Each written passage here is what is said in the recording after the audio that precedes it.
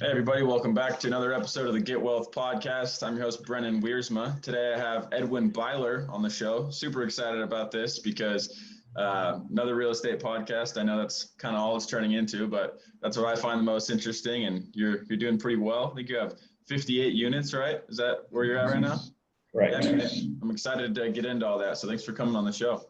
Absolutely, Brandon. Thank you so much for having me. I'm excited to do it and hop on a podcast and just talk real estate. I know you said that it's turning into a lot of a real estate podcast at this point, but I think real estate probably builds more wealth, at least to my knowledge, than anything else. So it makes sense. Yeah, dude, that's the crazy thing. So I actually started the podcast by knocking on mansion doors, just trying to see how people make money. It's like, okay, they own this house, they probably know what's up. So I would just ask them if I could talk to them for an hour. And after, 41 podcasts now, it's like the way to make money is in real estate. That's what I've learned. That's incredible. I had no idea that's how you started. That's so cool. Yeah, it was a little bit nerve-wracking at first, but I just felt like just taking some sort of extreme action is the way to do anything. So that's where it was at. But yeah, man, let's kind of jump into where you picked up real estate, because you're a realtor as well, right? I think I saw that on your Instagram. So yep. Was that how you got started, or which came first, and kind of what's your background? So I'll give a very brief kind of overview of my background, like growing up and such. So growing up, I'm one of 10 kids. I've got 9 brothers and sisters, so come from a very big family. We always had what we needed, so to speak, but when there's 10 of you, there's not a lot of money to go around. So, it was a common theme to kind of struggle for money growing up to a certain extent. And I just, I don't really know why a lot of my brothers and sisters didn't feel this, but I would feel the squeeze and the pressure very, very young, 11, 12 years old, of that. And it's just something I never, ever wanted to feel again. So, at a very young age, I was like, man, I gotta find out something, that makes money. So the only thing I knew to do was just read. And so I read books on a couple of different people. Robert Kiyosaki was one of them, and then several others. And I was age like 15, 16 here. And I found the common theme of real estate throughout them. So I said, okay, cool. Real estate, it's tangible. I can touch it, see it, feel it, right? I like it. And nobody I knew was into real estate, really. I found it and ran with it. I really kind of started learning everything age 17. I read a couple of books and then really kind of got into learning hardcore about 18 years old. I was big into Bigger Pockets, dove into everything they have. And they were, a great resource for me. And then, going out on a limb, I would go to a lot of real estate events, like investor meetups, and just kind of try to meet people and just talk and learn and just put myself out there a little bit. And it was great. It was very, very beneficial. And then, came time to buy my first property, and that's it from there. It's over from there. Wait, so how old are you right now? I'm 22. 22, man. That's insane. So you just got to work early. Yeah. So you said 18 was kind of when you started reading those books and thinking in that new kind of mindset? Mm-hmm. Yeah, absolutely. And it took me a good while to I guess kind of come through with it. So my older brother had kind of been getting into real estate at the same time. And so when I was 19 years old, I've always been very frugal, and I saved, as much money as I could. And he knew I had some money. He knew I had been looking at real estate. When I was 19 years old, he called me one day and he said, "Hey, Ed, I've got this property that I'm going to buy down in South Carolina." That's where he lives, South Carolina. And he said, "I got this property I want to buy down there. Wondering if you want to be partners in it. Just, send me some cash and we'll buy it." And I really didn't know that much about it yet, but I trusted him. And I know, there's some controversy about that, but it worked out well for me. And so I did, I wrote him a check and we ran down there. We bought the property for $32,000, I believe. It was either to 32 or 33,000, but low 30s. It had some fire damage, pretty extensive. On the interior, and all blackened walls and super gross, but we bought it, we cleaned it out. And that was my very first property. It was just something he had brought to me and said, "Hey, you want to be partners?" I said, "Absolutely." That's amazing. So that was a fix and flip then, or did you keep it? No, Okay. that one there we just flipped. So bought that one. It took a lot longer than we thought to flip the property, but we did most of the work ourselves, which I don't really advocate that for the most part, but I mean it worked. So I guess I can't say too much. But yeah, I mean I had a full-time job and I would work the job, and my older brother, he's a pilot, so he has I think like a 16 on something off schedule where he's on call. So on his off days, he would like 16 days on, then a couple of days off throughout the month. And so on his off days, he would go and work on it. And then pretty much every weekend for months and months, I would just, after work, I would shoot down to South Carolina on Saturday and work there till late night, work Sunday, and then come back to my day job on Monday. So, kind of that process, it took us a long time, but we ended up getting it done and did well on it, sold it for a good profit. Wow. Dude, that's got to be such a insane learning experience, even doing the construction work yourself. Like that's the whole thing, right? Yeah. Do you think you would continue to do it that way, or would you move to hiring a contractor in the future? No, I personally wouldn't. So, the thing is, I have friends that do it both ways. And I mean, I think either way, buy the deal and make it happen, because I think that's more important than anything. But if you're looking at scalability, there's no way you're going to scale, just the way that I personally would want to doing it myself. And that's really the only reason that I would recommend hiring it out, is just scalability. Got it. Okay. So that was your first deal, right? Was a fix and flip then? Yeah, my very first deal was a fix and flip, in South Carolina.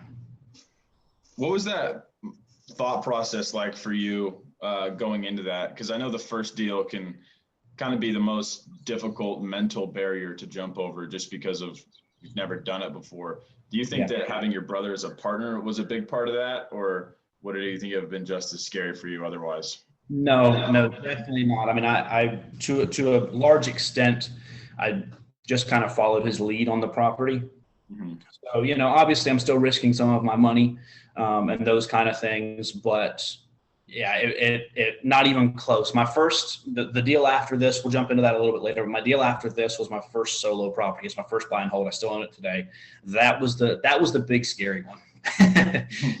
For me, that was the big scary one. So having my brother there definitely helped. I kind of just took his lead and made it work. Got it. Now, are you doing anything on the realtor side still? Like, do you list properties, or are you mostly just investing right now? No, so me being a realtor is a newer thing. I got started officially February of this year. So I was working at an automotive shop at the time, and worked there up until earlier this year. And I was just doing investment real estate and then working there full time. Once my properties got to the point where they kind of paid for my living expenses, I decided to just take the leap and hop straight into real estate full time on the sales side. And so that's a newer thing. Got it. Okay. So with real estate, because there's so many different things, and you've had experience in quite a few of them already, what do you gravitate more towards? Is it doing fix and flips, or are you kind of just want to be a landlord? Where do you sit when you picture yourself as an investor? So my goal, I guess, is a large multifamily. That's the area I want to purchase value add projects and essentially do a BRRRR, but with large multifamily. Yeah, because you can really scale doing that, right? Yes. Absolutely. You're at 58 units right now? Yes. Mm-hmm. So let's jump into that. Where did you go from that first deal with a fix and flip to getting to 58 now? How does that work? Absolutely. So I had, I guess the story of creative finance kind of starts after that first purchase. At that point, I had just used my own cash. And then, I had been learning a lot about creative finance and how to do these things. And everybody that would come into the shop, all the customers, right? You obviously try to make small talk with them anyways, but if I ever had the opportunity, I would just insert in there, I've been looking to buy a house. If you know anybody that wants to sell, let me know. I've been looking. And so, I did that for a long time with no result, but, and I also did that for a while with some result, but nothing that was actually a good deal. It's just stuff that a lot of people thought was a good deal. And then, the one came along. It was a 3-bedroom, 2-bath in Spencer. I didn't know much about it, to be honest. I didn't know a ton about real estate, but even at that point, I decided to pull the trigger. He said, he walked in, he said, it's a 3-bed, 2-bath. There's a lady living in it and he's selling it for $36,000. And, from my market, that's very, very, I mean, I think any market that's cheap, but for my market, that's very, very cheap. I didn't know much about it. I didn't know age, condition, square footage, whatever. I just knew if it's a 3-2 that's livable for $36,000, that's a good deal. So I hopped right on it. I went and looked at it pretty much immediately. But the thing was, my money was still tied up in that South Carolina house. So I still owned the South Carolina house. We were getting close to fixing it, but it had not been fixed yet. I was able to save up some money because it was about a year from when I bought that to when I was looking at buying this next one. It had been about a year, but it wasn't quite done. So it needed a little bit more time. My money was still tied up. So I did what I thought I should do. And I went to several different banks and spoke with them. The problem was, I had some money saved up to put towards it, but I didn't have the full 36. And when you are, 19, well, I think I was 20 at that point, but when you're 20 years old and you go to purchase your first investment property and I didn't know how to talk to banks and I didn't know, what to do. And they just look at you and go, hell no, like we're not giving you money for that. So I got rejected a lot in banks. But I really kind of just made a decision that no, this is a good deal. I'm going to buy it. Let's figure out a way. There's always a way. You just got to find it. So that's exactly what I did. I had about $15,000 and I wanted to raise another $25,000 to purchase this property. So I just started talking to people and saying, hey, I've got this money coming in from this house. I'll be able to pay you back in like 4 to 6 months. I'll pay you a good interest rate on it because it's worth it for me. I just need to borrow some money for a short-term loan, and talked to a bunch of people and ended up finding somebody to give me the 25. Wow, that's so cool. So then you closed on this and you're keeping it as a rental now? Yes. Yeah, it's still a rental to this day. How was that with the tenant? Did you have to adjust the rents, or was there any issues with that? Yeah, so it was pretty under rented when I purchased it, but it was also in very bad shape. I was an awful landlord, and I let this lady, I think she made a payment and a half or so. And then and she lived in it for 6 months total after purchasing. So I was an awful landlord. Yeah, I was an awful landlord. I didn't get her out nearly quick enough. Kept listening to I'll have it next month. Oh, I'll have it next month, which, I can work with somebody for a month, but if it's the same story 5 or 6 times, it's like, yeah, something needs to happen. Right. So, I made a ton of mistakes with that one. And that was my number one mistake, was just not getting her out soon enough. My goal was to buy the property, get the tenant out, fix it up, rent it at market rate, refinance it, pull my money out, those kind of things. Mm-hmm. It took me way too long. Yeah. So you said it was in bad condition. Were you trying to renovate it after the tenant moved out, or how did that go? Yeah. So it was, when I say bad condition, it was livable for sure, but it wasn't pretty at all. It wasn't nice at all. So I wanted to go inside, paint, a little bit of flooring, fix up some things, odds and ends, had a couple doors to replace, and very, very basic things, essentially lipstick, I didn't have to do much to it. Yeah. Well, one of the things I really liked that you were saying is there's essentially just a way to figure it out, like if you don't have the money, there's a way to get the money. And I think people get stuck in real estate because there's the traditional way to go buy a house where you save up a down payment and then you go get a loan from the bank, and whether you live in it yourself or you put tenants in there, and if the numbers don't work, they don't work. But there's really so many different ways to get a deal done. Like you're saying, even just using private money. How is that? But because I know you also bought the mobile home park, or you were a partner on that, and you've been using some creative strategies, which I just think is the coolest thing about real estate. Can you talk a little bit about creative finance and how that's been able to help you? Absolutely. So I'll just keep explaining the deal I was talking about and then hop right into the next one if that's okay. Yeah. So that first deal I did use a little bit of creative finance, but it was very, very easy. It was very straightforward. I just took private money. I had money coming in from the house. When I got the money from that flip house down in South Carolina, it was within $1,000. So I got a check for I had paid down a little bit on it. I had borrowed 25. The money was in my account for I think a day or less then, and then I transferred it back out, and I was left with like $600 and some left out of that. So it took everything I had to do that, but it worked perfectly. But it was a good, very basic introduction to the world of creative finance, I feel like. So, fast forward a little bit, I was still working at that job. I'd gotten a couple of raises, gotten promoted to manager there. Started making a little bit more money, so I was able to save a good bit more. By the time I kicked that tenant out, I didn't kick her out, she left. But by the time she had left, I had some more money saved up, and we were ready to rock and roll. On the rehab portion of things. Once again, made a ton of mistakes. Didn't interview the contractors. Got the first person I could. And there's a lot of things that went south on that one. But it took me some time, but I got it fixed up.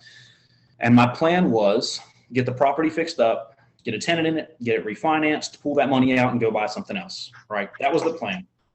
Well, once again, I found a good deal. It was a small little 6-unit mobile home park. They were offering owner financing, and there was 2 units that were vacant. So that meant it's owner financed, and it's a value add project, and it's a mobile home park, so it cash flows well. Perfect deal. Knew I couldn't pass it up. So once again, it was just going back to how do we make this happen? Right? There's, once again, always a way. So what I did was very, very similar to my last one. I went and found private money and I told them, look, I have this house I'm fixing up. I'm going to get it refinanced. We'll make that happen by the end of the year. I'll get you paid back. I'll pay you 10% interest in 6 months. You're going to make good money. It's worth it for me to pay that because of because of the deal I'm buying. And, it really just went from there. So the property in Spencer, my very first rental property, I purchased for 36. I put about 20,000 into it. So I was all in it at about 56. It appraised at 106,000, and then I pulled out 75 cash. So that got all the money out plus a good bit. And then the other property, I had to have $35,000 for the down payment. Selling price was $170,000, which was a good deal. And so I used that money from the refinance to pay off the private money and then also to rehab the other units, if that makes sense. Wow. So you're no money down or no money of your own, completely got the deal done, including your private money and the rehab. Correct. That is incredible. Not entirely. I put probably about $10,000 of my own money into the rehabs in that. So that was just, I ran out of money, put some of my own in. That was it. So I have a little bit into it, but yeah, I was able to pull all my money out, pay off the private money, which was 35,000 plus interest, 37 something. And then, or 38 something. And then use the rest of that money to just fix up the park. Man, that's so cool. So mobile home park, where are you finding these deals at? Are you cold calling, or are you just being in touch with the local market, or how does that go? So pretty much all of my deals so far have come from connections. There's been some as a realtor that I've gotten and haven't purchased because I was working on the big one, which we'll discuss a little bit later, and I shoot them off to my investors and get a commission on it or whatever. But, that very first property, like I said, that was just me telling people just, hey, if you know anybody that wants to sell, I want to buy. If you know anybody that wants to sell, I want to buy. Just same thing over and over, right? The second deal, that mobile home park, that was a connection that I had through my older brother, John. I really don't know how John had met him. He was a customer at the shop, so I knew him, but I didn't know who he was or what he does type of thing. But he was an old landlord. He owned a bunch of mobile home parks in this area. And in this area, there's actually quite a bit of that. There's quite a few old landlords that own mobile home parks. They've owned them since Lord knows when. And they still want a monthly check. They don't want to be in a high tax bracket. So they owner finance them. and it makes it really, really nice for me. So that one there was just simply a connection. I followed up with the guy. We went out and looked at it, went from there. And then this last one that I purchased was actually, that was Facebook Marketplace. That's the only place it was listed. Wow. Yeah. Yeah, I found out Facebook Marketplace. Yeah, there's opportunity everywhere. You just got to be looking for it, right? Yeah, absolutely. So with seller finance, can you explain to people that are listening, maybe don't understand what that is, and kind of how you were able to structure that or come to those terms? Yeah, absolutely. So with seller financing, you generally pay a slightly higher interest rate in most cases. So on that one park that I purchased, it's 6% interest. And the good news about owner financing is depending on your goals and your plan for the property, you structure it however you want. It's not, hey, it's a 15-year amortization and X% interest fully amortized, right? It's not just that. It can be 30-year am with a 5-year balloon if you plan to refinance, or it can be, I tell you what, I'll give you 15% down payment, but then because I don't have all the money, but then I'll pay a slightly higher interest rate because it cash flows so well. You can structure it however you want. It's all attorney drafted, whatever works for the owner. And that's the beauty of owner financing.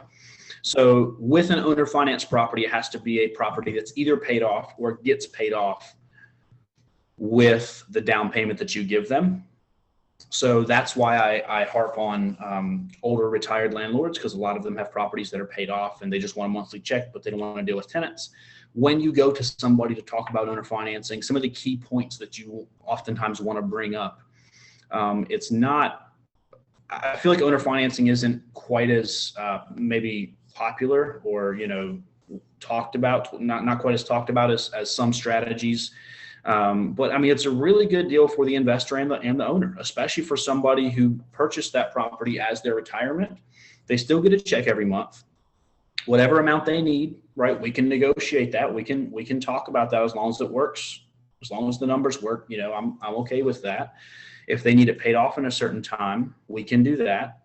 But a lot of them really just want to see that recurring monthly income that they've had for so long, unless there's another place that they want to put that money. But if it's retirement, they just want to see that check come in. So you go to them and you say, hey, listen, I can buy this property from you. I'll give you X amount down payment. So you're going to have a chunk of money, but then I'm going to do owner financed. And the reason that owner financing is good is because you still get a check, but you don't have to deal with tenants or anything like that. That's all on me.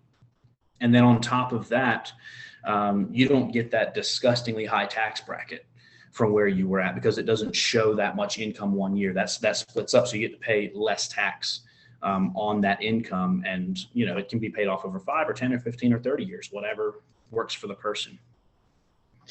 Yeah, I mean, it really is a win-win-win for everybody. Like, it's hard to find something that is that doesn't sound good about it.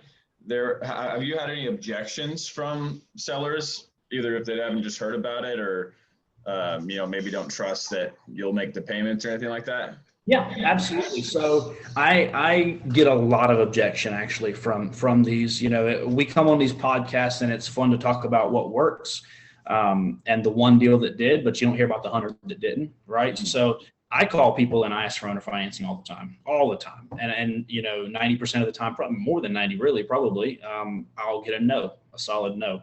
And that's totally fine. That's okay. The reason, once again, that I stress that demographic of people is because if it's a younger entrepreneur, for me, example, right? I'm just getting started in my real estate career. If somebody came to me and said, Ed, I'll pay you even a high amount, but it's all going to be owner financed, I wouldn't want to do it because I have other places that money needs to go, right? Yeah. But if it's somebody that's retiring and they just want that money to come in, then it works for them. But I mean, in short, yes, I get a ton of objection on owner financing. There's a ton of people that don't want to do it. And I understand it. There's no hard feelings there. If you don't want to owner finance, that's totally fine. It's about finding the person that does, so that it is a win-win. Right. And I think one of the one of the important parts about being able to do seller finance is that you have options, right? Because a lot of people go into it with just their mindset of, this is the way that I want to do it. And that's, if I can't do it that way, then it's not a deal. But if you can, because like for a flip, for example, you probably have to come at a large discount. Well, maybe if it's not a flip, you can do a rental and you can meet their price. Like there's just more ways you can solve their problems, which I think being able to utilize something like that is such a great tool to have. Yeah, I agree. And another big thing is when you bring them that deal, if you do the math for them, which I always do, if you do the math for them on what they're going to make, say it's, amortized over 10 years, 5% interest. If you do the math for them on what they're going to make on interest versus a bank making that on a traditional mortgage, they get double what they've planned on for the property. And I'm more than happy to pay that because it works for me. I'm not greedy. I just need the deal to work. That's it. So when you do that math, once again, it has to be somebody that doesn't need a massive chunk of money right now. If they do, then that's okay. They'll find the right buyer for it. It's not going to be me probably, but they'll find the right one. But once you find that right person, man, I'm telling you, it's a win for everybody. It works so well. Yeah, no, for sure. And yeah, I mean, I read a book, Nothing Down, by Robert Allen. He's like the creative finance guy, and he just breaks down like hundreds of different ways to set up seller finance deals, or like subject to. It's almost overwhelming how much opportunity there is if you can really get creative with it. But so let's get into mobile home parks a little bit, because I feel like I'm hearing that talked about a little more. And it seems like it's maybe because of an affordable housing situation where that's why it's so lucrative for investors. Is it just an opportunity that came in front of you and that's how you jumped into it, or was this an intentional thing? So if you look at cash flow numbers, they're very, very strong on mobile home parks. You don't pay $100,000 a unit like you would an apartment building, or $90,000 a unit. You pay much, much less, but they still rent, for what you'll get an apartment for, at least in my area. So cash flow numbers are very, very strong. There's up and downsides. They're very, very hard to finance, which is why you typically get owner financing. Or not uncommon to get owner financing on those. Honestly, to say that I was going after mobile home parks, I don't think that'd be entirely true. I was more going after whatever deal I could make work, which at the time was owner financed, which at the time was mobile home parks, if that makes sense. Yeah. Now, that being said, I've loved them. They're phenomenal. There is lenders that will lend on them if you want to refinance the park, but there's a couple of different stipulations that have to be met when doing that. I think, from what I've seen, they've really picked up a bad stigma as far as mobile home parks go. The tenants and you get this kind of bad stigma that goes with them. But really, all of that is same as an apartment building. It depends on what tenant you get. If you a lot of times with these older landlords, like I've mentioned, you'll get somebody, they don't even know what screening a tenant was, right? They just, oh, you want it? Cool. Go ahead and move in. This is the rent. And so you will get those rundown, kind of trashy, bad tenant type situations.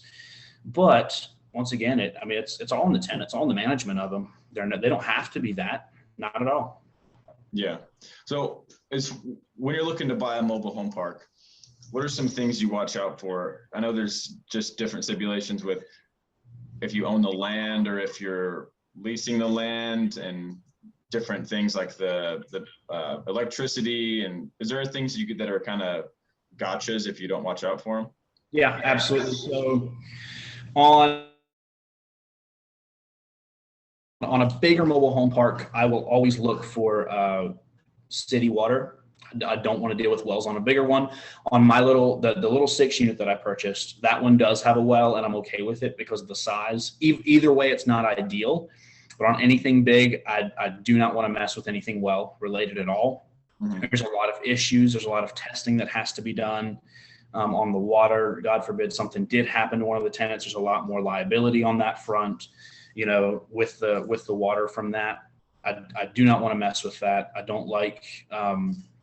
So a lot of people will do, at least back in the day, they used to do a bunch of mobile homes on one sewer, right? So they would have they'll have one small septic system, and they'll have 4 or 5 mobile homes that all lead into that. I I like to stay away from that. You end up getting a lot of issues. And if it fails, you're going to have to, the county's going to make you do it up to code anyways. You can get like a 4-bedroom, 2-bath septic system and put 2-bedroom, 1-bath mobile homes, connect both of those to the same, because it's still perked for the same amount of bed bath. So you can do that. And that's okay with me, at least in Davidson County, you can. And I'm okay with that. But those are the really big things that I look for on that. I guess smaller things would be, you have the old rubber roofs. I don't like to see that. I like to see metal roofs on them, obviously separately metered and such. Definitely, has to be separately metered. But a lot of the other things are kind of smaller. The big ones are the well and separately metered. Got it. So when you're looking at your expenses versus your income, is it similar to a single family rental with property insurance, taxes, interest, and maybe some other stuff, or are there extra things like the land or the water? Does it change at all? No, not, well, yeah, it does. It's not drastically different. Your taxes are generally less. Insurance is most definitely less per unit. And a big thing that I've seen is that we're getting switched over, but is the lawn care. A lot of people don't want to deal with lawn care in a mobile home. And we're getting that switched, but that's something you see a lot of. So it's a little bit different in some of those. Sometimes, depending on the condition of the mobile homes, a lot of people don't go in and fix them up right because they're a mobile home. So you tend to, when you purchase these parks, you tend to get a ton of deferred maintenance along with them. The expense, like the upkeep, if you own the land and the mobile home, the upkeep expense really isn't that different from my experience in them. They're very, very similar. So it's not that different, but you will pay less for insurance and taxes. Got it. Okay. The next thing I wanted to talk to you about, because it sounds like it's been really effective for you, is raising private money. How have you been able to grow those relationships and find private money? How have you been able to work that out? So I honestly, I think the number one thing when it comes to raising private money is just showing people who you are. So at the end of the day, nobody's going to give you money if they don't trust you, if they don't trust who you are and believe in what you do. So just being, this is going to sound stupid, but just being a good person, really being a trustworthy person, being somebody that they want to give money to and somebody that they want to see succeed. I think it's also important to, obviously there's an extent to this, but I think it's also important to be the real estate guy. So when people say Edwin Byler, I want them to think real estate. I don't care if they think sales, investment, I don't care. But if there's a person that you don't know does real estate, comes to you and says, hey, you think you'd want to partner on this? You go, man, what the hell? Like, I don't know this guy from Adam. I didn't even know he did real estate. So I've been doing that since I was 18 years old. So even though I'm still young, when it comes to raising private money, it's not quite as much of a shock. Another thing that I've done is just in conversations, in passing, just long before I even have a deal to put money into, just bring it up one day and just see if they're open to it and say, hey, someday I might find a deal and need some money. You think we could work together? And I have been very surprised at how receptive a lot of people have been for that. But it's same in owner financing too. People aren't going to owner finance to you if they don't trust you and they don't think you're a good person, and they're not, if they're afraid you're not going to make the payment, there's no way they're going to owner finance to you ever. And it's exact same with private money. If they believe, hey, Edwin Byler's a good person, he always pays, I like what he does, I've been seeing what he does, right? Then they're going to be much more open to that. And then another big part of it is just ask. What's the worst you're going to get to know? Just just reach out and say, hey man, I've got this deal, I'm looking for some private money. This here's what we're offering on the private money. Would you like to join? And if they say yes, then fantastic. And if they say no, then that's totally fine. So far, all of my private money has come from personal relationships, sphere of influence. So just building my network throughout the years. Fortunately, I've been able to make contact with quite a few wealthy people, and a lot of those have money, and they like to see a young entrepreneur, somebody young and hustling. And when you present the opportunity to them and you've already proven to be a trustworthy guy and you've already proven that you're the real estate man and showed them that you're the real estate man, they're much more receptive. But once again, it's one of those things that you get quite a few no's, but it doesn't matter. As long as you get a couple yeses, it doesn't work. I mean, it doesn't matter. Yeah, that's great advice, man. I've asked multiple people about private money, and you kind of get a lot of the same answers, but I mean, I think that's something that you can directly apply today, right? Is even just asking, like that step of not being afraid to ask. I think that goes a long way. And then the part that you were saying about being the guy about real estate, I think that's huge as well, because if people are seeing what you're doing, it's almost like you don't even have to ask at a certain point. Have you found that to start to turn into what it is, where people just want to give you their money? Absolutely. So through this last, I've had a couple smaller ones, right? Because, you know, they'll have 20, 40, 50,000, something like that. And they're like, Ed, you know, I got money. And, you know, I heard what you did for that guy, and, you know, it worked out really well. He made good money. If you ever have a deal, let me know. So I have gotten some of those. Recently, since this last big deal, which we'll dive more into that, we had to raise a lot of money for that one. And to me, it was a lot of money.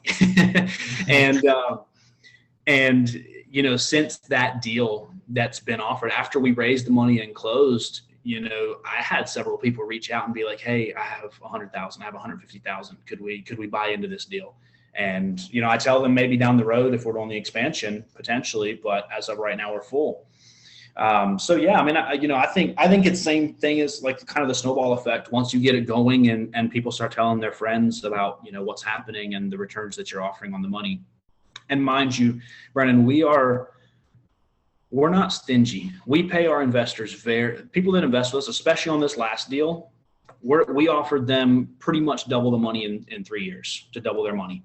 And so we're not stingy at all. We're very, very generous with what we pay them. We understand they're taking a risk and things like that. And we're willing to do that. It's not, oh no, we're going to pay you only 8%. No. I need to make everything from this deal. It's not that at all. It's once again, it's how can I win and how can they win? Both things, same thing as owner financing, finding those win-wins. Yeah, that's so great. And I think that's really the way to go, is people want to come in and take everything for themselves initially when they're just starting out even. Whereas if you can lead with value, that's going to bring you more returns later, right? If you provide them an offer that's almost makes them feel silly to not accept it, then they're going to feel good. They're going to want to work with you later. And like you're saying, then it's just going to be like you're going to be the guy they want to work with, and they'll want to give you a better deal because they're so happy with where they're at. So that's huge.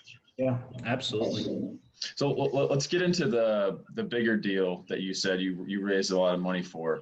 Yeah. How has that been as a process? Like, can you break down the steps maybe of getting into that deal and raising the money and kind of what that structure is like? Yeah, absolutely. So I had kind of planned on not buying too many deals this year, or really buying much of it. I just figured I wouldn't be able to. So like I said, start of this year, I hopped over to real estate sales full time. And it's kind of a known theme that when you very first start as a realtor, doing commercial, residential, whatever, it takes a little bit to make money, right? And first year, you may not make that much money because it's hard to get clientele. So I didn't really plan on buying. It wasn't a huge focus of mine per se. I was actively looking, but I was looking for between 10 and 15 units in mobile home or apartment, whatever would owner finance. And I was, I want to say I was actively looking. I wasn't being very proactive about it per se, but I was definitely, I would do some scans and things like that, but I wasn't sending direct mail or nothing crazy at all. And my current property manager actually sent me a link to this Facebook marketplace post. And it was very, very interesting. It's this Facebook marketplace post, no pictures whatsoever, that some lady had posted. And I was like, okay, cool. And all it said was 51 unit mobile home park. There was a picture of like the rent rolls, and that was the only picture on the post. And it said 1.8 million. And I was like, cool, right? And then I had been listening a lot. I mean, I always listen and read a lot to like motivational things. And at this point, you hear about creative finance, but when you actually put it into practice, as far as like the way I purchased my last mobile home park, no money down, and the one before that, no money down.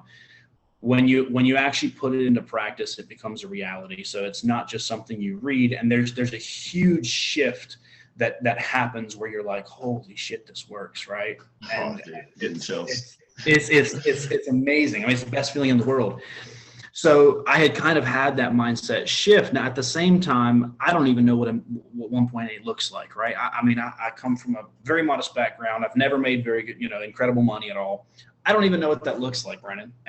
But I still have this thing in me that says, man, you gotta check, like, you gotta give it a chance. You gotta give it a chance. So I said, okay, cool.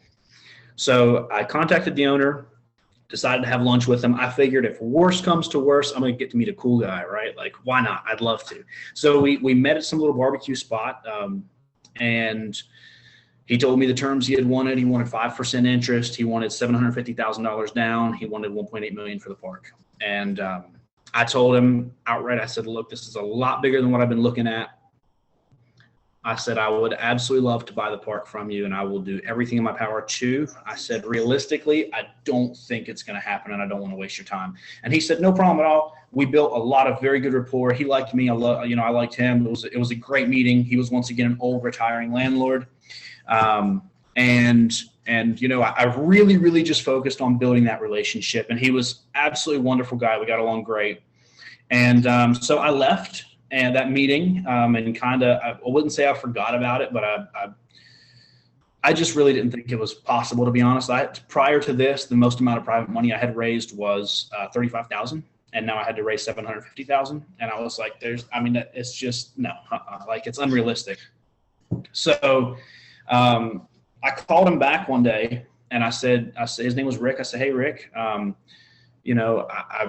seriously appreciate it. If we could get that down payment, I don't even know if this is possible, but the down payment would have to be much, much lower for me to even consider it. I said, I would love to buy it, of course, but I really don't want to waste your time. Don't worry about it. I know you have other offers on the table. Just go with one of those. And if anything else comes up that's owner financed, please let me know. And, and then I also offered, like, he had some property in King that he was going to look at. And I said, can I just come with you, just hang out and learn, right? And just come. And he let me, and it was super cool, right? So I was like, man, I made a cool connection, right? In my mind, it's a big win. I made a cool connection. I got to talk big numbers. My mind, when you start talking those numbers in front of you, your mindset starts to shift. And there was this cool thing that was happening with that. And but I didn't even consider buying. I mean, I considered, but I never thought the deal would happen ever, right? So I went back to work, kind of forgot about it. About a week later, he called me and he said, hey, Ed, still got the park for sale. He said, I got a cash offer, but they were pushy. I didn't like them. I don't deal with pushy people. And the cash offer was a good bit lower. He said, here's what I'm willing to do, Ed. He said, I will do $1.5 million, $500,000 down, 0% interest on the rest of it. And in my mind, I'm like, dude, I've dealt with a lot of owner financing. Like, I can't pass up 0% interest. At the same time, I'm still thinking there's no way I'm raising $500,000. I don't know somebody that just has I know somebody worth that, but I don't know somebody that just has it liquid that can just, like, here you go, Ed, here's $500,000. So I told him, I said, okay, I tell you what, let me call my older brother, John. This deal is too big for me. Let me see if I can bring him on, and we'll see what we can do. And he said, okay, sounds good. And so I called John, and we had the numbers of what it was making and what mortgage payment would be, and all these other things. And at the end of the day, we just kind of realized, like, this is too good to not happen. I'm never in my life going to get 0% financing on something this large. I don't think. I mean, it's crazy. So we kind of got together, and he came up from South Carolina, and we just decided, like, we're going to do, my brother John had a bunch of good connections, more so than me, actually, with money.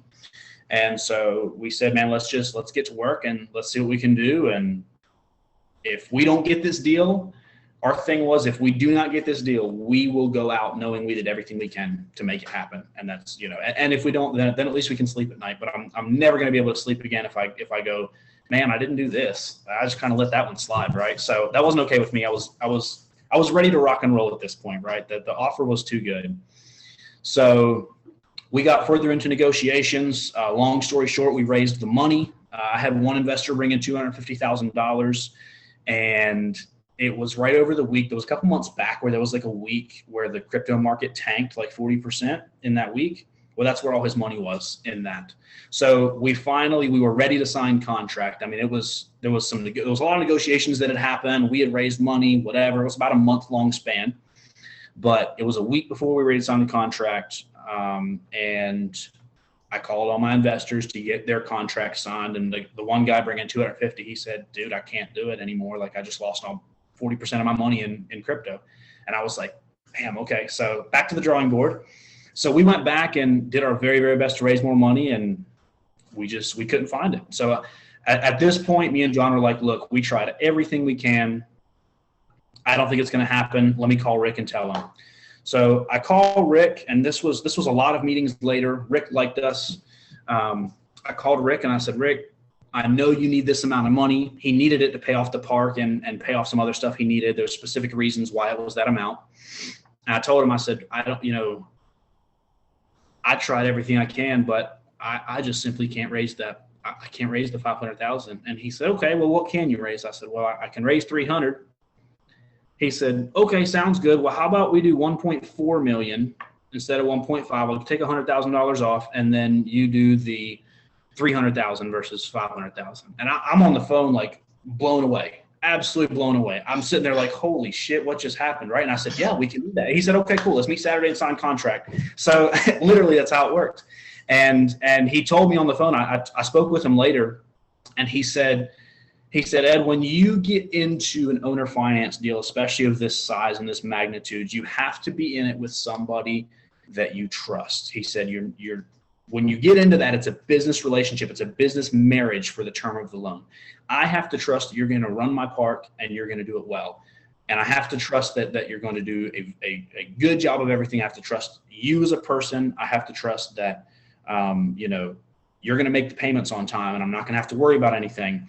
North Carolina is a title state, which means when we own or finance, we hold title to the property. It doesn't just simply flip back to him. If we were to not pay, he'd have to foreclose and go through that. So, yeah, I mean, that was pretty much it. And, closing got delayed a week, but we ended up meeting and closing on the property, and final terms were $300,000 down. He carried $1.1 million as the payment, or the loan on the property. Owner financed $1.1 million at 0% interest. We did some other creative things where $6,500 a month, for first year, and $7,500 or $7,000 a month second year, and $7,500 a month third year.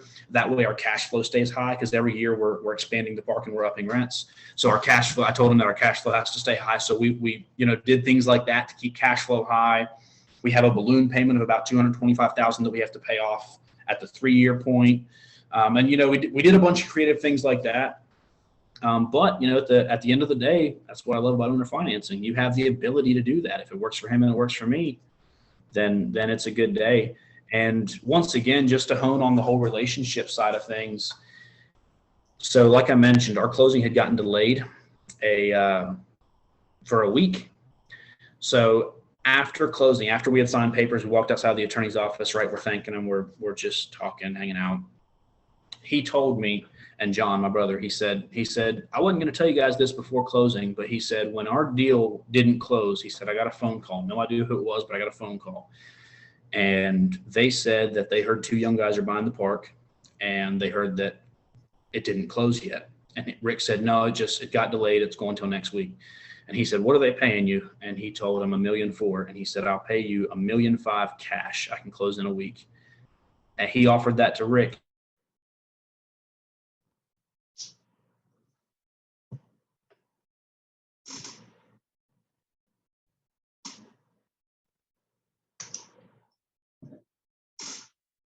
It just froze. Are you there?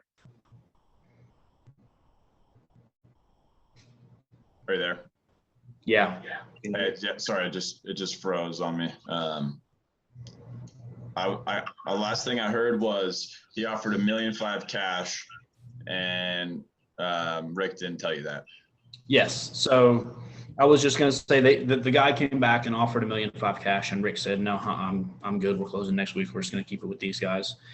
And in my mind, that just once again solidified that people do business. I don't care how big or how small the transaction. People do business with people, and they do business with people they like. And especially in an owner financing deal, relationships are so incredibly important. And I don't put a facade out there of, oh, I'm golden child Edwin. Not at all. It's true. I operate my business and run my life with morals and with integrity. And that shows. Over the years, that shows. And if me and John had not built that relationship with Rick, he would have taken the higher cash offer. I mean, it's $1.5 million cash, and it's $100,000 more than I'm paying. And he turned it down, and that was strictly because relationships. And it solidified so much in my mind, like, this is why we treat people right, and this is why you do what you say you're going to do, and this is why you have morals and live by them and standards, personal and business. So yeah, this is definitely the craziest deal to date. We closed about 2 months ago. We're doing a 15-unit expansion to the park right now, so we got stuff cleared, and I had my first mobile home moved on there a couple of days ago. We applied for septic permits a couple of days ago, so we're getting all that stuff situated. But yeah, that's kind of the plan for the park. We have a 3-year strategy to, so once again, not using any of our own money from the cash flow from the park. We plan to pay for the expansion, which is why it's a 3-year expansion. It wouldn't take that long if we had just, we're going to throw cash into it, but we want to use only the park's money. So at the 3-year point, we hope to have about doubled the income on the park between expansion and rent raised. So it's bringing in just over $15,000 a month. We're hoping to bring it up to about $31,000 a month, and then simply refinance and consolidate. So their plan is to refinance, pay off the investors, pay off Rick, and just have one loan to the bank. And once again, we're not being greedy on this. My brother and I will not see a cent of that money for at least 3 years. We're taking all the risk, and we're doing all the work of getting it, rocking and rolling. I haven't seen a penny so far, and I won't until at least the refinance happens. But at the 3-year period, I'll be 25, and if everything works well, we'll be set up pretty nicely to go buy more. So that's the story of the 51 unit, Brandon. Yeah, dude. Congratulations, man. That is such a cool story. That is incredible. Thank you. Yeah. It's been a hell of a ride. It's been a lot of fun, though. Yeah, and it's just like, imagine if you wouldn't have taken that leap when it looked like it wasn't going to work out, like just the amount that was behind that doubt is incredible. Yeah, absolutely. And I mean, even calling him in the first place, I was sitting on the couch watching a UFC fight with some friends, and I thought about it, and I was like, nah, I mean, why would I even, I'm not going to buy it, right? It's not worth it. And I don't know, something in me just said, man, give it a shot. Just go for it. What are you going to lose, right? And I said, screw it. Let's just go for it. And then he said, would you want to meet for lunch? And once again, in my head, I want to just be like, oh, no, because that's time out of my day. I'm busy. I'm being a realtor, and I'm not going to buy this thing. Why would I, But in my head, once again, I'm just like, yes, let's give it a shot. Always say yes to an opportunity. Regardless of what it looks like, say yes to an opportunity. And so I did. And that's, I had no idea how I was going to buy it. But as I continued to say yes to doors that opened, it became more and more clear, no, this is possible. We can make this happen. And even throughout in negotiations, there was 4 or 5 times where I would call John and we'd just be like, dude, I don't know if this is ever going to happen. We're going to try, but I just really don't think so. And it happened. You never know, man. It's the craziest thing. Yeah, that's crazy. How is doing a deal like this changed your mindset of what seems big? Do you feel like you're on the next level now? No, not really, to be honest. It still, every time I drive over there, Brennan, it still feels surreal. It's 25 acres. There's tons of mobile homes. We got 4 or 5 streets going out. And it's just what the heck am I doing with this thing, man? It still feels so surreal to me. It has definitely changed my mindset and what's possible. I think it kind of, I told you about the mindset shift that happened when I purchased my first no money down deal, and then buying a 7-figure no money down deal. Once again, it's just damn, that's crazy. So I think there's a big mindset shift that has happened. Like you said, what I consider big has definitely changed some.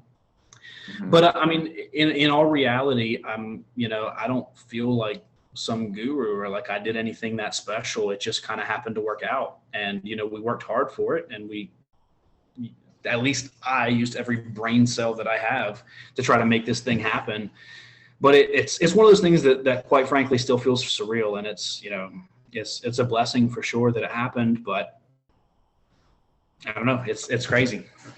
Yeah, no, that's insane. And it's kind of just the result of you taking the action, right? Like it kind of just works out sometimes, but also that opportunity wouldn't be there if you don't take those steps to even pursue an opportunity, Absolutely. And then throughout the process, like you said, take action, but throughout the process, continually take action, continually say yes, continually go back to you and in your mind say, no, there's a way. Even when it doesn't look like it, no, there's a way. You just got to figure it out. No, there's a way. You just got to just pound that into your head over and over and over and over until the deal works, or you have completely exhausted yourself trying to. One or the other. I can't tell you how many nights were 2 o'clock in the morning, just wide awake, just thinking, right? Thinking.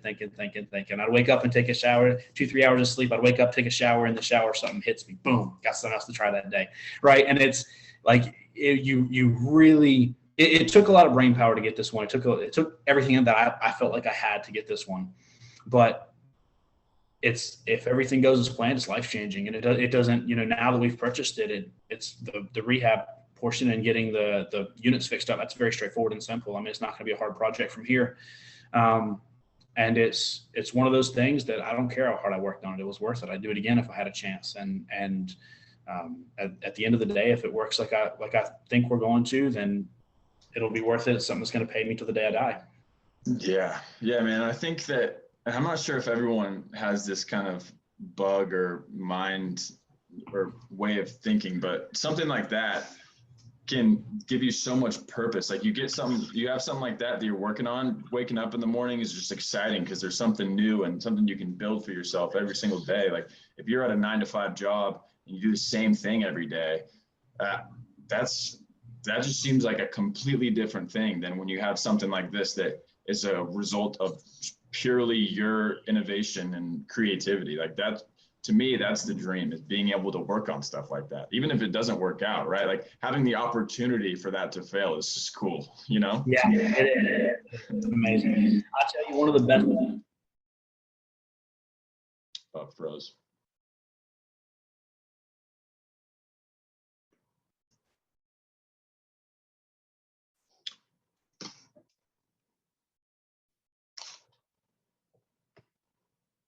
I'm not hearing anything right now. You still there?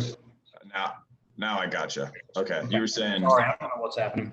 It's all good. You said and then it cut out.